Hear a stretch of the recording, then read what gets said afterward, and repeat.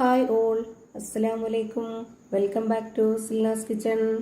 ഇന്നത്തെ റെസിപ്പി പച്ചരിയും മുട്ടയും കൊണ്ട് വെറൈറ്റി ആയിട്ടുള്ള ഒരു അടിപൊളി പലഹാരത്തിന്റെ റെസിപ്പിയാണ്. ഈസ്റ്റോ, സോഡാപ്പൊടിയോ ബേക്കിംഗ് പൗഡറോ ഒന്നും തന്നെ വേണ്ട. നമുക്ക് നല്ല ടേസ്റ്റി ആയിട്ട് കറികളൊന്നും ഇല്ലാതെയും കറികൾ ഒഴിച്ച് കഴിക്കണമെന്നുണ്ടെങ്കിൽ ഏത് കറികളുടെ കൂടെ വേണമെങ്കിലും കഴിക്കാൻ പറ്റുന്ന ഒരു അടിപൊളി ബ്രേക്ക്ഫാസ്റ്റിന്റെ റെസിപ്പിയാണ്. അതുപോലെ മാവൊന്നും റെസ്റ്റ് ചെയ്യാൻ വെക്കേണ്ട ആവശ്യമില്ല. പെട്ടെന്ന് തയ്യാറാക്കി എടുക്കാൻ പറ്റുന്ന വളരെ സിമ്പിൾ ആയിട്ടുള്ള ഒരു അടിപൊളി പലഹാരമാണിത്. ഒരു തവണ ഉണ്ടാക്കി കഴിഞ്ഞാൽ പിന്നെ നമുക്ക് എപ്പോഴും ഉണ്ടാക്കി കഴിക്കാൻ തോന്നും. അത്രയും ടേസ്റ്റി ആയിട്ടുള്ള ഒരു പലഹാരമാണ്. അപ്പോൾ ഇതെങ്ങനെയാണ് തയ്യാറാക്കുന്നതെന്ന് അറിയാനായിട്ട് വീഡിയോ സ്കിപ്പ് ചെയ്യാതെ മുഴുവനായിട്ടൊന്ന് കണ്ടു നോക്കണേ. ഇതിനായി ആദ്യം തന്നെ 250 ml കപ്പിന്റെ അളവിൽ 1 കപ്പ് പച്ചരി നേരത്തെ തന്നെ കുതിർത്ത് വെച്ചിരുന്നതാണിത്. അതിന്റെ വെള്ളമെല്ലാം ഊറ്റിക്കളഞ്ഞിട്ടാണ് ഞാനിപ്പോൾ എടുത്തിട്ടുള്ളത്. നന്നായി കുതിർന്ന് കിട്ടിയാൽ മാത്രമേ ഈ ഒരു പലഹാരം നല്ല പെർഫെക്റ്റ് ആയിട്ട് കിട്ടുള്ളൂ. ഞാനിപ്പോൾ ഇതൊരു 3-4 മണിക്കൂർ കുതിർത്ത് വെച്ചിരുന്നതാണ്. റേഷൻ പച്ചരിയോ സാദാ പച്ചരിയോ ഏതായിരുന്നാലും ഇതുപോലെ ചെയ്തെടുക്കാം. ഇനി ഞാനിതിലേക്ക് 2 കോഴിമുട്ട പൊട്ടിച്ചൊഴിച്ചു കൊടുക്കുന്നുണ്ട്. ഈ ഒരു വീഡിയോസ് കണ്ടുകൊണ്ടിരിക്കുമ്പോൾ തന്നെ സിൽനാസ് കിച്ചൺ ചാനൽ ആദ്യമായിട്ട് കാണുന്നവരാണെങ്കിൽ പ്ലീസ് ഒന്ന് സബ്സ്ക്രൈബ് ചെയ്തേക്കണേ. ഒപ്പം തന്നെ ഈ വീഡിയോസ് നിങ്ങൾക്ക് ഇഷ്ടപ്പെടുകയാണെങ്കിൽ ഒരു ലൈക്ക് ചെയ്ത് ഷെയർ ചെയ്ത് സപ്പോർട്ട് ചെയ്യാനും മറക്കരുത്. ഇനി ഇതിലേക്ക് 2 പച്ചമുളക് ഇട്ട് കൊടുക്കാം. ലൈറ്റ് ആയിട്ടുള്ള ഒരു എരിവ് വേണം ഈ ഒരു പലഹാരത്തിന്.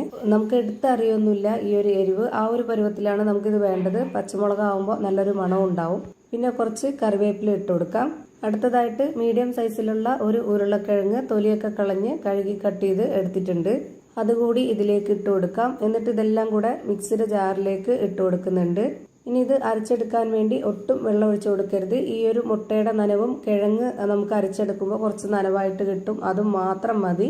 പച്ചമുളക് ഞാനിതിൽ 2ആയിട്ട് കട്ട് ചെയ്തിട്ടാണ് ഇട്ട് കൊടുത്തിട്ടുള്ളത്. ഇനി നമുക്കിതിലേക്ക് ആവശ്യത്തിനുള്ള ഉപ്പിട്ട് കൊടുത്തതിന് ശേഷം ഒട്ടും വെള്ളം ഒഴിക്കാതെ ഇത് അരച്ചെടുക്കാം.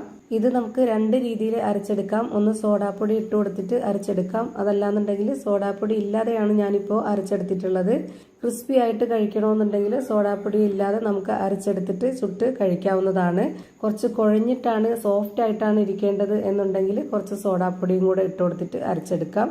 ഞാനിപ്പോൾ ഇവിടെ അരച്ചെടുത്ത മിക്സ് ഒരു പാത്രത്തിലേക്ക് ഒഴിച്ചു കൊടുത്തിട്ടുണ്ട്. ഇതിന്റെ കറക്റ്റ് ആയിട്ടുള്ള പരുവം ഇതാണ്. എത്രത്തോളം നൈസായിട്ട് അരച്ചെടുക്കാവോ അത്രയും നൈസായിട്ട് വേണം ഇത് അരച്ചെടുക്കാനായിട്ട്. വെള്ളമൊന്നും ഒഴിച്ചു കൊടുക്കാതെ തന്നെ കണ്ടില്ലേ, ഈ ഒരു പരുവത്തിലാണ് നമുക്ക് കിട്ടിയിട്ടുള്ളത്. ഇതാണ് ഇതിന്റെ കറക്റ്റ് ആയിട്ടുള്ള പരുവം.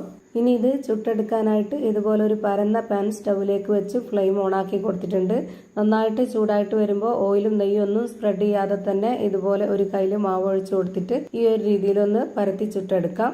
ഇതുപോലെ നന്നായിട്ട് പരത്തിയെടുത്തതിന് ശേഷം പിന്നീട് നെയ്യോ അല്ലാന്നുണ്ടെങ്കിൽ ബട്ടറോ ഒഴിച്ചു കൊടുക്കാവുന്നതാണ്. നെയ്യിലാണ് നല്ല ടേസ്റ്റ് ആയിട്ട് കിട്ടുന്നത്. ഞാനിവിടെ നെയ്യാണ് ഒഴിച്ചു കൊടുക്കുന്നത്. എന്നിട്ട് നമുക്കിത് നല്ലപോലെ ഒന്ന് സ്പ്രെഡ് ചെയ്ത് കൊടുക്കാം. ഈ നെയ്യ് സ്പൂൺ കൊണ്ടോ അല്ലാന്നുണ്ടെങ്കിൽ സ്പാച്ച് വെച്ചോ നന്നായിട്ടൊന്ന് സ്പ്രെഡ് ചെയ്ത് കൊടുക്കുക. എന്നിട്ട് നമുക്ക് ഇതൊന്ന് തിരിച്ചിട്ട് കൊടുത്തതിന് ശേഷം ആ ഒരു ഭാഗത്തു കൂടി നെയ്യ് ഒഴിച്ചു കൊടുക്കണം. ഇനി നെയ്യും ബട്ടറൊന്നും ഇല്ലാന്നുണ്ടെങ്കിൽ സാധാരണ ഓയിൽ വെച്ചിട്ട് വേണമെങ്കിലും ചെയ്തെടുക്കാവുന്നതാണ്.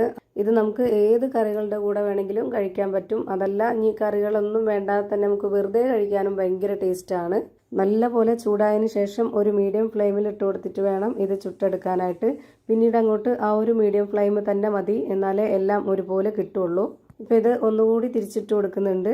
ഇപ്പോൾ കണ്ടില്ലേ, തിരിച്ചിട്ട് കൊടുത്തപ്പോൾ ഈ ഭാഗം മൊരിഞ്ഞ് കിട്ടിയ പോലെ തന്നെ ഇനി താഴത്തെ ഭാഗം കൂടി ഒന്ന് മൊരിഞ്ഞ് കിട്ടണം. അങ്ങനെ 2 ഭാഗം ഒരുപോലെ വെന്ത് കിട്ടി. ഇനി നമുക്കിത് എടുത്ത് മാറ്റാം. അതിനുശേഷം ഒരു കോട്ടൺ തുണി വെച്ചിട്ട് നമുക്ക് ഈ ഒരു പാൻ നന്നായി തുടച്ചെടുക്കണം. ഇതിലൊട്ടും ആ ഒരു എണ്ണമയം പാടില്ല. എന്നിട്ട് വേണം നമ്മൾ അടുത്തത് ഒഴിച്ചു കൊടുത്തിട്ട് ഇതുപോലെ പരത്തിയെടുക്കാനായിട്ട്. അല്ലാന്നുണ്ടെങ്കിൽ പരന്ന് കിട്ടത്തില്ല, ഭയങ്കര ബുദ്ധിമുട്ടായിരിക്കും. ഇപ്പോൾ ഞാനൊരു കയ്യിൽ മാവ് ഒഴിച്ചു കൊടുത്തിട്ട് വീണ്ടും ഇതേപോലെ തന്നെ പരത്തിയെടുക്കുന്നുണ്ട്. എന്നിട്ട് വീണ്ടും ഇതിലേക്ക് കുറച്ച് നെയ്യ് ഒഴിച്ചു കൊടുക്കുക. എന്നിട്ട് നന്നായിട്ടൊന്ന് സ്പ്രെഡ് ചെയ്ത് കൊടുത്തതിന് ശേഷം ഇത് തിരിച്ചിട്ട് കൊടുക്കണം. തിരിച്ചിട്ട് കൊടുത്തതിന് ശേഷം ഒന്നുകൂടി ഇതിലേക്ക് നെയ്യ് ഒഴിച്ചു കൊടുക്കുക. പിന്നെ ആ ഒരു ഭാഗം കൂടെ നന്നായിട്ട് വെന്തതിന് ശേഷം നമുക്കിത് ഈ ഒരു പാനിൽ നിന്ന് എടുത്തു മാറ്റാവുന്നതാണ്. ഒരുപാട് സമയമൊന്നും വേണ്ട, വളരെ പെട്ടെന്ന് തന്നെ ഇതെല്ലാം തയ്യാറാക്കി എടുക്കാവുന്നതാണ്.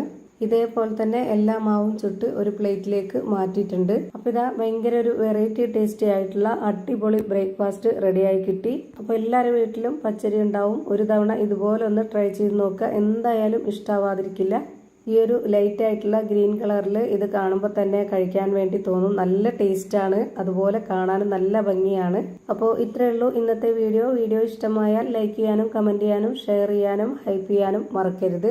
പുതിയൊരു വീഡിയോയുമായി വീണ്ടും വരും. Thank you for watching.